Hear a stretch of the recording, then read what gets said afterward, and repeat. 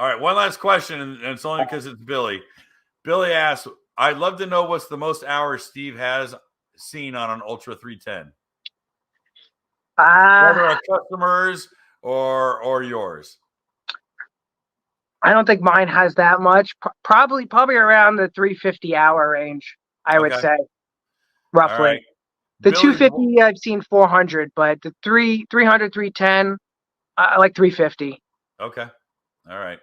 I only bring this up because Billy's very proud of his near 700 hours on his 310R that his wife got. Original motor? Yeah. Ooh. Obviously maintenance. Obviously, keeping up on everything. That's wild. Yeah. That's really wild. And she's no Lightfoot either. She gets into it. So good. Wow, man. I don't know what you did, but keep doing what you're doing. Right. That's a lot of hours for that machine. He's on top of his stuff. So yeah. Wow. Hey guys, thanks for hanging out. This clip was taken from our weekly podcast that we record here every Sunday night at 8 p.m. Eastern Standard Time.